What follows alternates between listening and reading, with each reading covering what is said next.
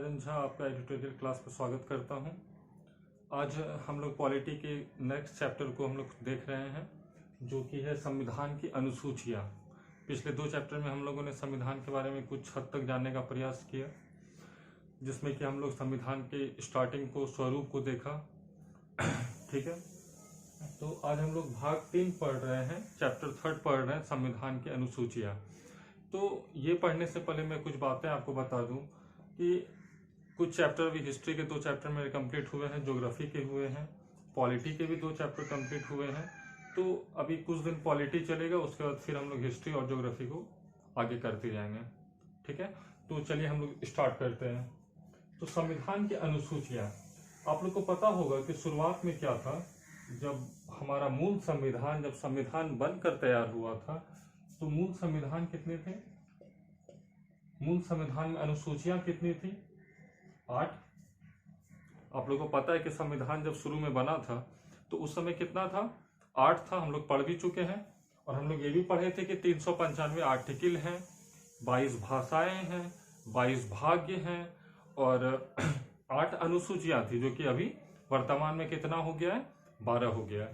ठीक है, तो हम लोग मूल संविधान के बारे में हम लोग को पता है कि 8। तो शुरुआत में हम लोग ये 8 पॉइंट को देखते हैं, उसके बाद हम लोग और जो बचेगा 4 उसे हम लोग क्लियर करेंगे। ठीक है, तो पहली अनुसूची जो है उसमें क्या है कि भारत में राज्य व केंद्र शासित प्रदेश, इंडिया में जितने भी स्टेट हैं या यूनियन टेरिटरी हैं, वो सारी का लिस्ट, पूरा लिस्ट। ठीक है, कि कौन सा स्टेट बढ़ेगा, कौन सा केंद्र शासित प्रदेश बढ़ेगा, वो हर एक का लेखा जोखा किस अनुसूची में है? तो पहली अनुसूची में है।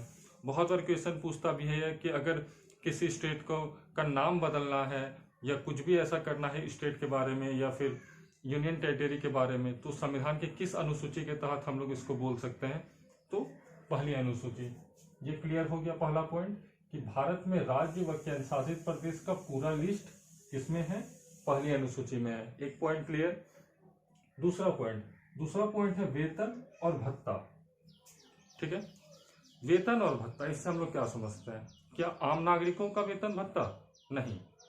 जितने भी उच्च पदाधिकारी के पोस्ट होते हैं, चाहे आप प्रेसिडेंट को ले लीजिए या वाइस प्रेसिडेंट को ले लीजिए या चीफ जस्टिस ऑफ इंडिया ले लीजिए या सिंपल एक न्यायाधीश को आप ले लीजिए, जितने भी ऊपर पोस्ट है, न्यायिक पोस्ट है, उन सारे पोस्ट का जितना भी वेतन और भत्ता के बारे में बात होता है, वो किस अनुसूची में होता है? तो दूसरी अनुसूची में होता है। ठीक है, जिस तरह पहली अनुसूची में हम लोगों ने पढ़ा कि भारत में राज्य और केंद्र शासित प्रदेश के पूरे लिस्ट का वर्णन है, उसी तरह दूसरी अनुसूची में क्या था? वेतन और भत्ता।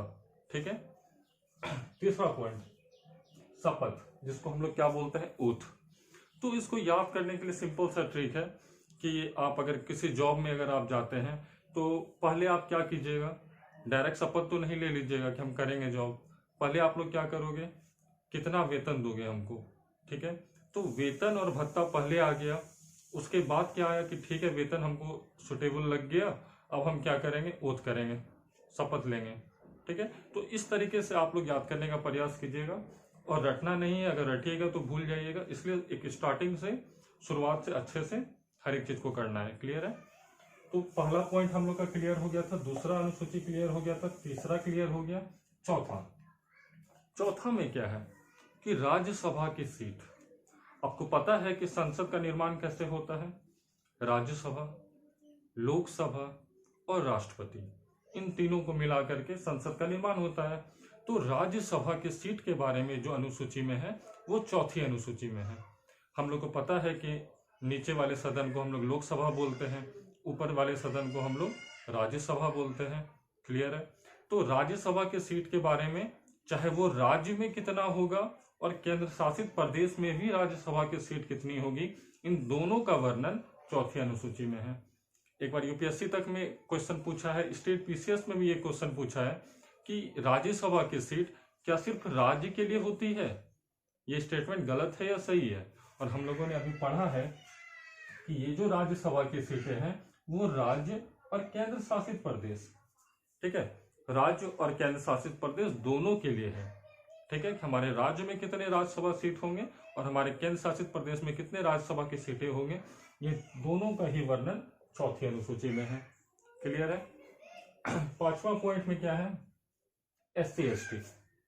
SC ST क्या हुआ, अनुसूचित जाति, अनुसूचित जनजाति। ठीक है, दोनों का मतलब क्या हो गया, SC और ST। तो अनुसूचित जाति और अनुसूचित जनजाति के प्रशासनों का वर्णन। ठीक है, कि अनुसूचित जाति और जनजाति का कैसा प्रशासन होगा, ठीक है, उसका कैसा ढांचा तैयार होगा, वो हर एक चीज का वर्णन किसमें है, तो पांचवी अनुसूची में है। लेकिन क्या हर एक जगह नहीं, 4 स्टेट इसके लिए चूज किया गया है। आप लोग मैप में देखे भी होंगे कि असम, उसके नीचे मेघालय, फिर त्रिपुरा और मिजोरम, ये 4 स्टेट ऐसे हैं। ठीक है, वहां पे जो SC और ST के प्रावधान होंगे उसके प्रशासन का वर्णन पांचवी अनुसूची में, और छठी अनुसूची में सिर्फ ST, ये SC को हटा दीजिए, अनुसूचित जाति को हटा दीजिए और सिर्फ अनुसूचित जनजाति को लेना है, वो भी 4 स्टेट, असम, मेघालय, त्रिपुरा और मिजोरम। ठीक है, इन चारों ही स्टेट में कैसा प्रशासन का वर्णन होगा वो छठी अनुसूची में कहा गया है। तो एक बार हम लोग रिकॉल कर लेते हैं शुरुआत से। पहली अनुसूची में हम लोगों ने क्या देखा कि राज्य व केंद्र शासित प्रदेश का पूरा लिस्ट, पूरा ब्यौरा किसमें है, पहली अनुसूची में है। दूसरे में हम लोगों ने क्या पढ़ा, वेतन और भत्ता। वेतन भत्ता किसका, प्रेसिडेंट का, वाइस प्रेसिडेंट का, CGI का, न्यायाधीश का, और भी जितने भी उच्च पदाधिकारी होते हैं। ठीक है, थर्ड पॉइंट हम लोगों ने क्या देखा, शपथ, ये वो शपथ लेते हैं। चौथा पॉइंट देखा था हम लोगों ने कि राज्यसभा की सीटें सिर्फ राज्य में नहीं, राज्य और केंद्र शासित प्रदेश दोनों ही जगह। क्लियर है। पांचवा में हम लोगों ने देखा SC और ST, अनुसूचित जाति और अनुसूचित जनजाति के प्रशासनों का वर्णन पांचवी अनुसूची में है। छठी अनुसूची में हम लोगों ने देखा कि अनुसूचित जनजाति जैसे असम, मेघालय, त्रिपुरा और मिजोरम, इन चारों स्टेट के को विशिष्ट प्रावधानों के तहत छठी अनुसूची में जोड़ा गया है। ठीक है, सात सूची एक कॉमन करके आप लोग याद कर सकते हैं कि सातवीं अनुसूची में क्या हुआ, सूचियां जोड़ी गई। सूचियां क्या हुआ, संघ सूची, राज्य सूची और समवर्ती सूची। संघ सूची वो होंगे जिसपे सेंट्रल का पावर होगा, राज्य सूची वो होंगे जिसपे स्टेट का पावर होगा, और एक लास्ट में एक सूची बनाया गया था जिसको हम लोग समवर्ती सूची बोलते हैं। उसमें केंद्र भी हस्तक्षेप करता है और राज्य भी हस्तक्षेप करता है। तो ये तीनों सूची के बारे में बहुत बार क्वेश्चन पूछता है कि सूचियों का वर्णन किस अनुसूची में है, तो सातवीं अनुसूची में है। उसमें हम लोग देख लेते हैं क्या क्या है, संघ सूची, राज्य सूची और समवर्ती सूची। संघ सूची पहले कितना था, 97 था, अभी कितना है वर्तमान में, 100 है। तो एक पॉइंट तो याद हो गया कि पहले 97 था, अभी 100 है। राज्य सूची में क्या है कि पहले 61 था, अभी 66 है, ये भी बढ़ा। ठीक है, ये दोनों बढ़ा। समवर्ती सूची पहले 47 था, अभी 52 है। ठीक है, तो ये तीनों ही पॉइंट क्लियर हो गया, संघ सूची, राज्य सूची और समवर्ती सूची। क्लियर है। अब हम लोग आठवीं अनुसूची को देखते हैं। आठवीं अनुसूची में क्या था कि भाषाओं का वर्णन। ठीक है, भाषाओं का वर्णन में हम लोग क्या करते हैं कि पहले जो वर्तमान में मूल संविधान हमारा तैयार हुआ था तो उस समय 14 ही भाषा थे। कुल कितने भाषा थे, 14 भाषा थे। लेकिन अगर वर्तमान में अगर अभी हम लोग देखते हैं तो टोटल 22 भाषाओं का वर्णन हम लोगों को संविधान में मिलता है। क्लियर है। तो ये 8 पॉइंट पहले जोड़ा गया मूल संविधान में। अब जो 4 पॉइंट हम लोग देखेंगे वो इसके बाद जोड़ा गया। ठीक है, तो हम लोग नेक्स्ट 4 पॉइंट को और जो बचा है उसे देख लेते हैं। राज्य सूची में थोड़ा आप लोग चेंजिंग कर लीजिएगा कि गलत से लिखा गया था, पहले 66 था और अभी 61 हो गया, उल्टा लिखा गया था कि पहले 61 था अभी 66 हो गया, तो उसे आप लोग सही कर लीजिएगा। ठीक है, राज्य सूची में पहले 61 था, पहले 66 था, अभी 61 है। ठीक है, ये आप लोग वहां पे कर लीजिएगा। तो नवीं अनुसूची, 10वीं, 11वीं और 12वीं, ये चारों ही अनुसूचियां संविधान के बाद जोड़ा गया इसमें। ठीक है, क्योंकि हमारा मूल संविधान में सिर्फ 8 ही थे। तो 9वीं अनुसूची में क्या हुआ कि भूमि सुधार संबंधी व्यवस्था, लैंड से जितने भी प्रॉब्लम क्रिएट हो रहे थे उस समय, तो उसमें सुप्रीम कोर्ट कोई भी राय अपना नहीं दे रहा था। ठीक है, तो जब राय नहीं दे रहा था तो लैंड से बहुत सारे प्रॉब्लम हो रहे थे। तो उसके बाद क्या हुआ कि अनुसूचिया में संविधान संशोधन होने का प्रक्रिया शुरू हुआ। और जैसे ही देश आज़ाद हुआ था 1950 में, आपको पता है कि गणतंत्र हो चुका था, हमारा संविधान बन चुका था, वैसे ही फर्स्ट अमेंडमेंट एक्ट 1951, ठीक है, पहला अमेंडमेंट एक्ट, पहला संविधान संशोधन 1951, फर्स्ट अमेंडमेंट एक्ट 1951। ये आप लोग याद कीजिएगा, रखिएगा कि नवीं अनुसूची को कब जोड़ा गया। पहला संविधान संशोधन 1951 के तहत नवीं अनुसूची में भूमि सुधार संबंधी व्यवस्था, जितने भी लैंड से जुड़े प्रॉब्लम थे वो नवीं अनुसूचिया में जोड़ा गया। किस अमेंडमेंट एक्ट के तहत? पहला अमेंडमेंट एक्ट 1951। क्लियर है। 10वां पॉइंट हम लोग देखते हैं दल बदल। दल बदल से क्या अभिप्राय है, क्या समझते हैं दल बदल से? तो दल बदल ये होता है कि चुनाव से पहले आप किसी भी पार्टी को अगर आप बदलना चाहें तो ये नहीं कि आप चुनाव के बाद बदल सकते हैं, ये नहीं।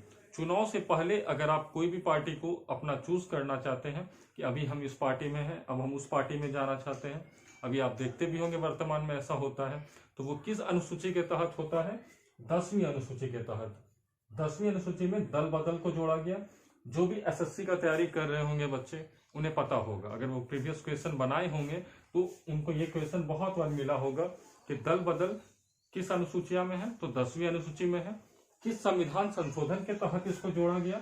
तो 52वां संविधान संशोधन, 52 अमेंडमेंट एक्ट, 52 अमेंडमेंट एक्ट 1985, ठीक है। 52वां संविधान संशोधन 1985, ठीक है, इसके तहत दल बदल को जोड़ा गया 10वीं अनुसूची में। क्लियर है।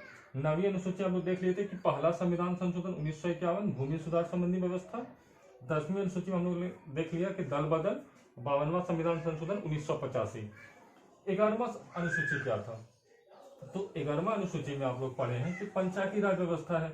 यहां से बहुत बार क्वेश्चन पूछा है कि पंचायती राज भी दो तरह का, एक ग्रामीण स्तर पर और नगरीय स्तर पर।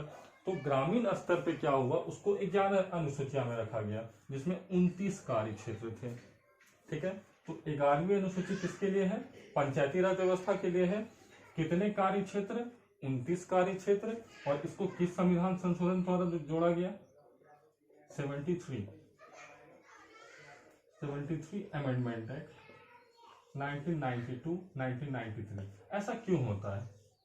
बहुत बार आप लोग 1992 देखते हैं, बहुत बार आप लोग 1993 देखते हैं। तो जब हमारा पंचायती राज व्यवस्था बन रहा था, संविधान संशोधन हो रहा था, तो 1992 में वो चीज बन गया था, ठीक है। लेकिन वो पारित जो हुआ वो 93 में हुआ। इसलिए जब भी हम लोग 73वां संविधान संशोधन पढ़ते हैं तो 1993 पढ़ते हैं। क्लियर है। तो 11वां क्या था? पंचायती राज व्यवस्था, जिसमें ग्रामीण स्तर पे, ये भी नोट कर लीजिएगा, ग्रामीण स्तर पर 29 कार्य क्षेत्र में उसे विभाजित किया गया था, ठीक है। और 12वीं अनुसूची हम लोगों का क्या है? नगर प्रशासन, ठीक है। नगर प्रशासन, इसमें कितने क्षेत्र?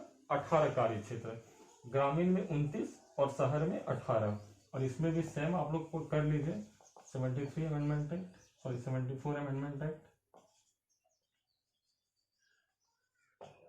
1992-1993, ठीक है।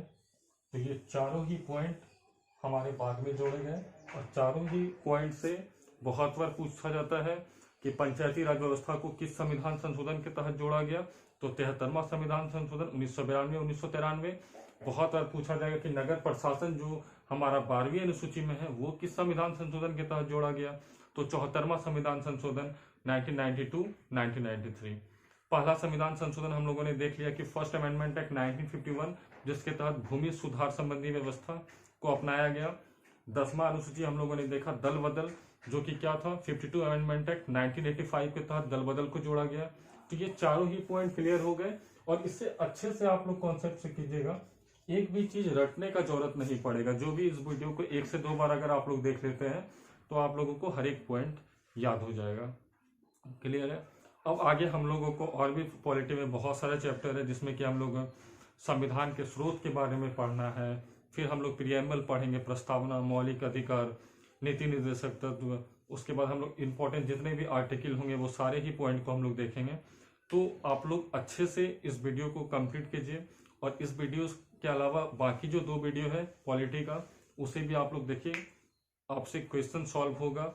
और इस चैप्टर को पढ़ने के बाद आप लोग को अगर किसी ऑब्जेक्टिव का बुक है अगर आप लोगों के पास, तो आप लोग सॉल्व कीजिए, फायदा मिलेगा। और जो भी डाउट होते हैं आप लोग कमेंट कीजिए, लाइक कीजिए, सब्सक्राइब कीजिए। Thank you.